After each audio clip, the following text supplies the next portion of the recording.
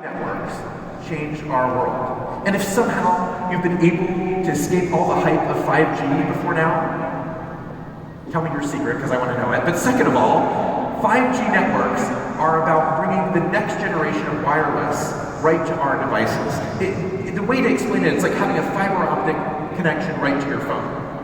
Just imagine being able to download the entire 8th season of Game of Thrones in about 30 seconds. I mean, if we're talking about life-changing technology.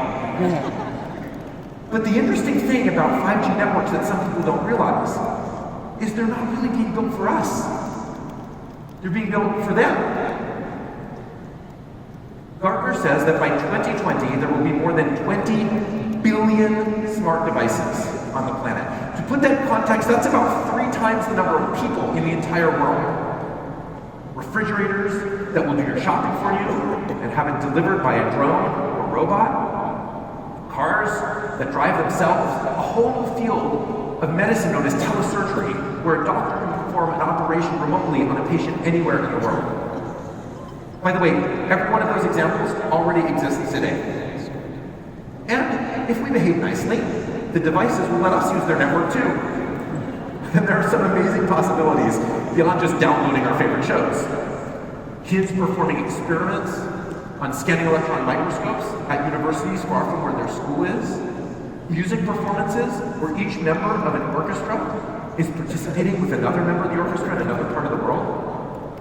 But super fast connectivity is only part of the equation. With these new applications comes an enormous amount of decisions that will need to be made. Way more than we have the capacity to make as humans. Well, I'll speak for myself anyway. If I can get our 4 kids to the right soccer games on Saturday, I'm doing good. So I definitely don't have the capacity to make this many decisions. But that brings me to the second technology that will change our world in the next couple of years. And that's artificial intelligence.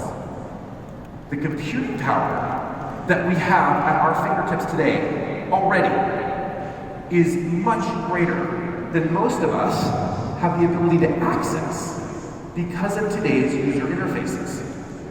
The smartphone that you have in your pockets, that some of you are holding up right now, is 120 million times faster than the computers that were used to manage the first mission to the moon. We could do amazing things with the processing power that is already in our devices, but unlocking that power requires complex, laborious interactions with code. Has anyone ever tried to do a mail merge? Just saying. But imagine for a second if we could take advantage of that computing power by just speaking or thinking. That future will be here sooner than you think. In fact, it's here now. Only 30% of people think that they're using AI today. The truth is, 80% of us already are. We use it every time we pay with a credit card to make sure there's no fraud. We use it every time we search for an image on a search engine. And we use it every time we tell our speaker, I want to watch some old Friends. And it figures out that we're talking about old episodes of a TV show, not my buddies from high school. But what does all of this mean for education?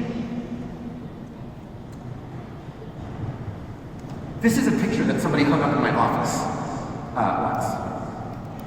I love it. There's a guy over there with a book grinder, grinding the book so it goes into people's heads. This is by an artist named Jean-Marc Gaultier.